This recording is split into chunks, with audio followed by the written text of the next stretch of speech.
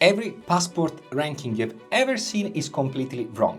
And here is why. They measure how many places you can visit, but not where you can settle. There is only one passport on earth that gives you permanent rights to 27 countries. And this means rights to use the service of the country, to settle, to work, to launch a new company. And we're not talking about normal countries. We're talking about 27 of the most advanced countries and stable countries in the world. Almost nobody is talking about it because for some reasons right now it's not that trendy, and I'm not sure if you can guess which passport I'm referring to.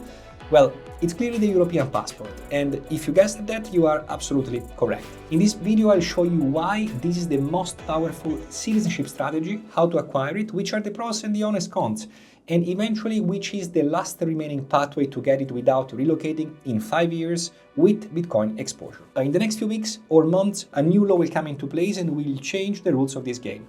So here is how to attain the most powerful passport in the world 2025. So first and foremost, let me give you a warm welcome on this channel. This is a channel that is putting together a consistent number of people that don't like to be defined by a specific set of borders. We are creating new systems together, and I really look forward to your feedback. Before we start, I would like to explain you something. I've been in this journey for a while. I built companies. I have helped people both structuring companies and eventually getting new residencies and citizenship, specifically with our recent fund. Everyone is asking me almost every week, which is the most powerful passport in the world? I've heard this question many and many times. Now, my honest conclusion is that this question, if you think for a second, is fundamentally wrong. Let me explain to you why. So the reason why all these passport rankings, in my view, are objectively misleading is because they are based on one single criterion. And this criterion is how many countries you can visit by holding a specific passport.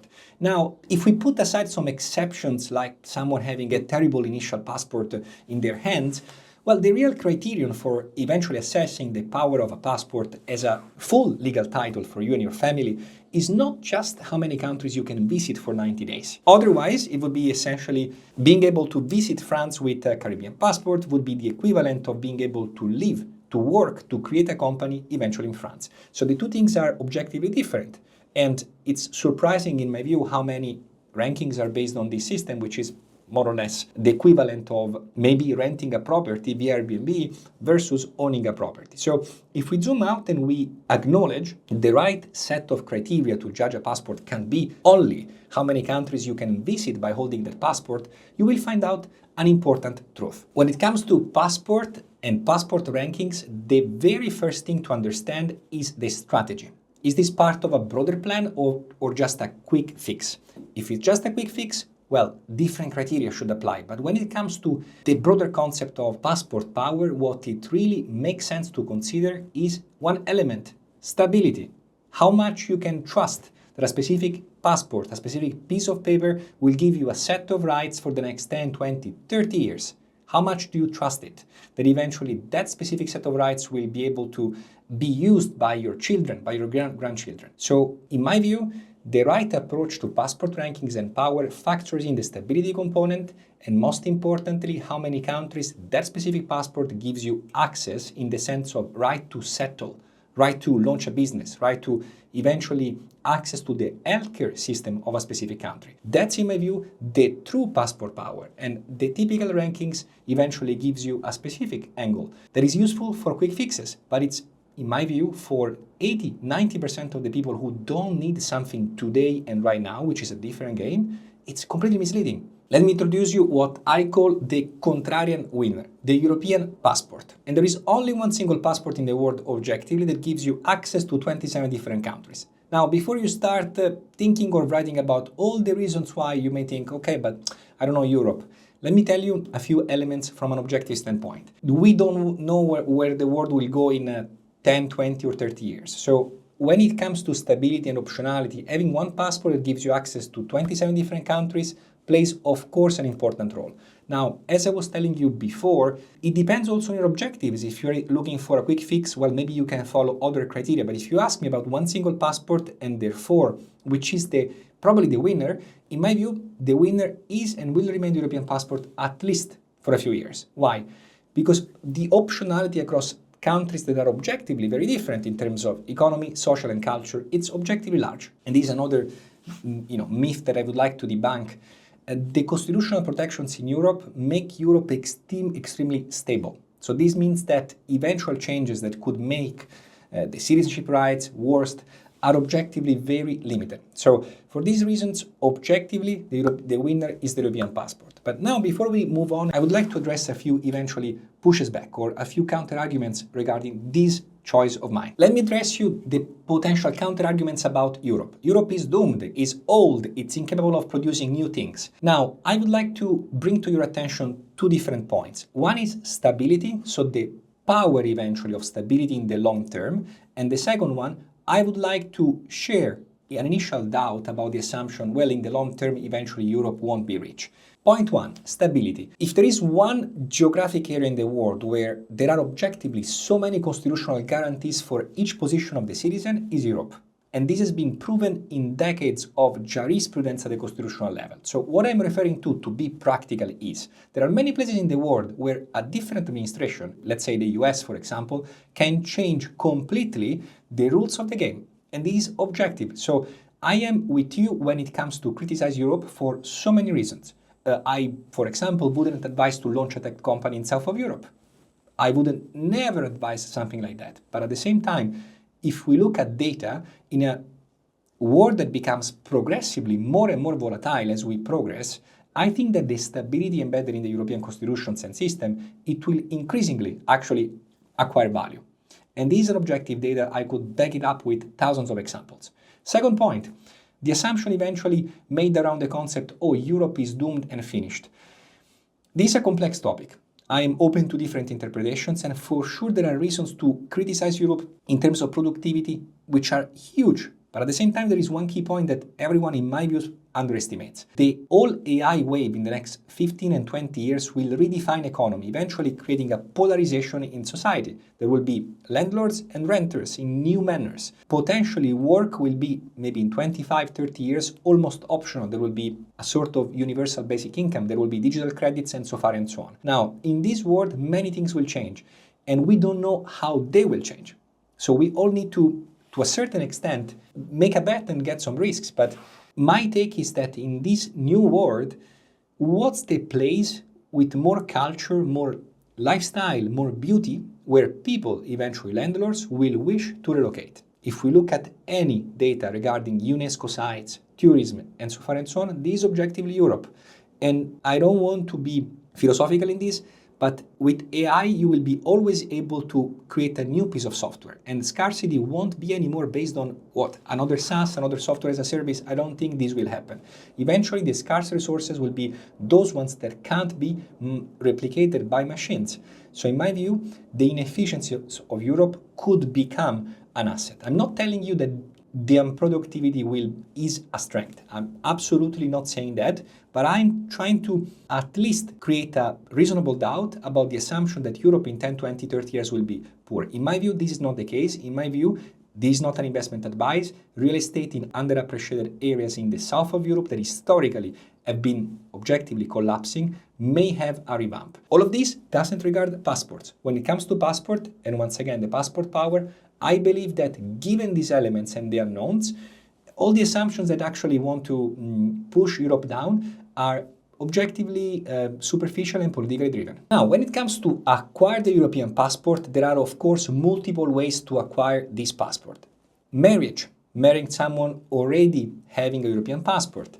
Descent, eventually some of your ancestors have a specific nationality and passport. And of course, by naturalization, in case you reside in a specific country for 5, 7, 10 years. Usually in Europe, the average is between 7 and 10 years right now of continuous legal residency in a country. Now, these options are pretty classic, and as you may know, there were, until a few years or sometimes months ago, various ways of acquiring a different citizenship by descendancy. The general trend has been to restrict this opportunity. So let me tell you this. Unless you are married with someone with a specific nationality, and I think in that case you would know what to do, either you move in a country and you reside there, or you try and see if there is any ancestor that you can leverage ancestry for a specific program, which is a trend objectively closing up, or there is only one specific way, which is investing in a residency by investment program. So these are the leverages and the tools that you can right now use for gaining a European passport. By the way, if you enjoy this content and you are interested in global mobility, in optionality, in global living,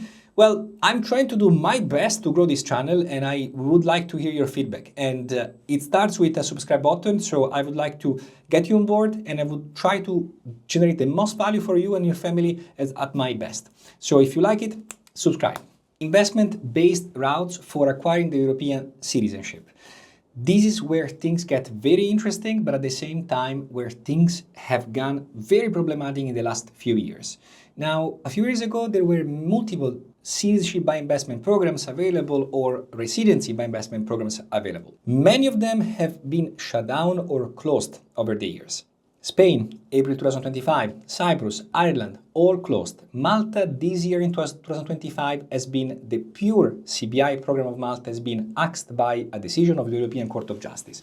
So what does it mean? If you want to acquire the European passport, well, you still can eventually live in Europe for 5, 7, 10 years. Eventually you will be able to qualify for citizenship upon certain requirements, and every country has its own requirements. You can of course be married with a European citizen and therefore apply.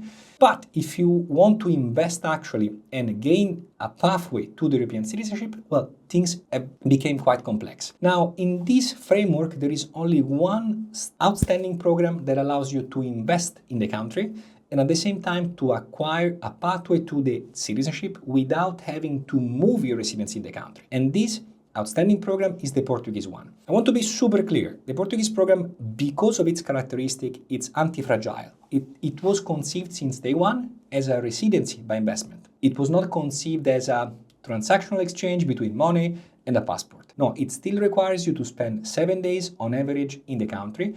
And with the current legislation, which will be changed soon, after 5 years, you will be able to apply for citizenship. This is what made this program wildly successful from 2012 onwards, and that's why probably our own product at Citizenship was launched with extreme success and became wildly successful in the space. There are new emergent programs eventually allowing you to have similar benefits, but if we look at one with proper track record and some also, I would say, great lifestyle associated with this program, well, I think Portugal will remain also with the new upcoming legislation, probably the winner in Europe. When it comes to Portugal in particular, there is one way which is critical for those ones of you who believe in Bitcoin in general and in the Bitcoin ecosystem in general, or movement, I would say. So we have created the first Bitcoin-aligned Golden Visa Fund, which means a fund giving you direct and indirect exposure to Bitcoin. If you want to learn more, you can of course go on our website, we will get in touch with you, we will enter in a call and explain to you all the nuances. It's almost closed, Fund 1, and we are very proud of what we have built. This was the first actual structure in Europe based on a similar model, which is on one hand complying fully with the legislation, investing in the country, but at the same time giving exposure in a philosophically aligned manner with those ones of you who believe in Bitcoin, broadly speaking, and in general for modern investors. Now, this is the kind of framework and overall explanation of why, in our view, this program and our product will remain offering similar features in Europe. This is where we see value, and especially in the near future, we believe there will be a short window of opportunity that it would be worth to double check. Why this matter is urgent indeed? In these days, specifically today, when I'm recording this video, the Parliament should approve a new legislation for the citizenship acquisition in Portugal. The timeline necessary for being able to apply to citizenship may be extended from 5 years to 7 years or more, we don't know. The rumor has that eventually there will be a transition period, but this is uncertain, but surely there will be a grandfathering clause. This means that those ones investing in the country, in a specific eligible fund, will be protected and they will be able to use and leverage the terms existing at the moment of the application. I get it. I'm Italian by birth, and for years I dismissed Europe as the place to visit, for sure not the place to build. But there is what I've learned working with some of the objectively smartest and more sophisticated clients and investors in the world. They're not buying certainty. Asset allocators usually buy the right to make decisions later when they have more information. And this is the key mindset shift when it comes to new this new age of optionality and eventually to define this famous passport ranking if ever this concept makes sense. So European passport, I have to be quite straight, gives you permanent optionality across 27 different legal, economic and social systems. That's an insurance against single point of failure. And there is no objectively different passport that gives you this kind of edge. So this means a good inheritance potentially for your children, for your grandchildren, and you know at this point exactly how to potentially get it, which are the options, and among the investment-based routes, which is, in my view, the program that right now, data-driven, in a data-driven way makes sense. Portugal, 5 years, potentially investing in a fund, at the same time maintaining Bitcoin exposure, constitutional protection if you invest before the law changes, and I think that this window exists today, but it won't exist in these terms forever. If you're serious about this, please visit citizenship.com and schedule a consultation with our team.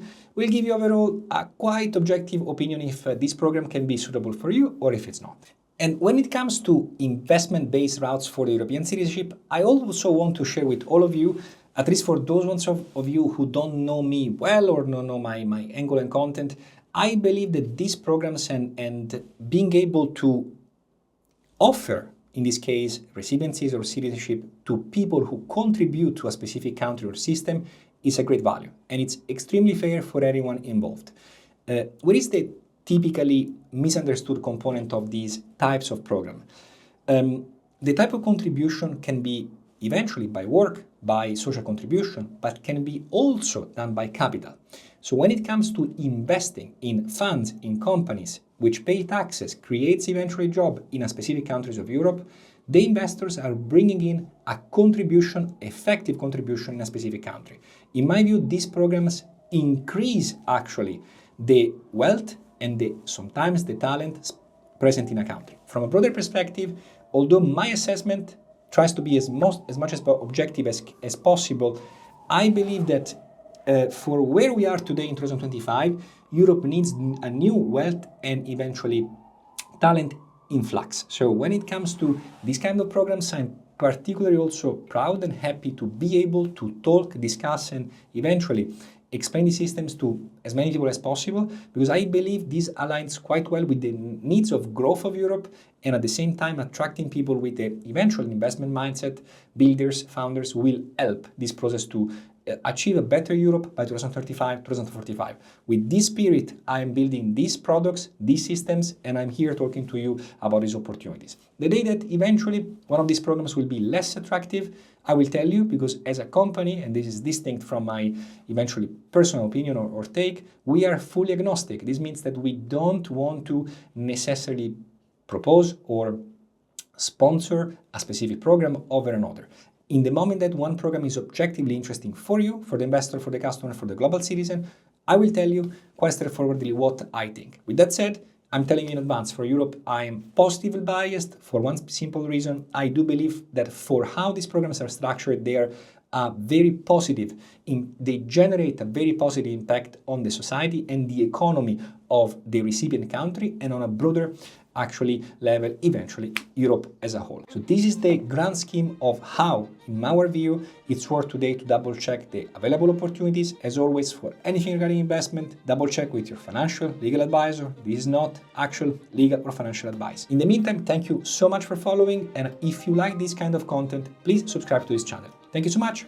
Ciao for now.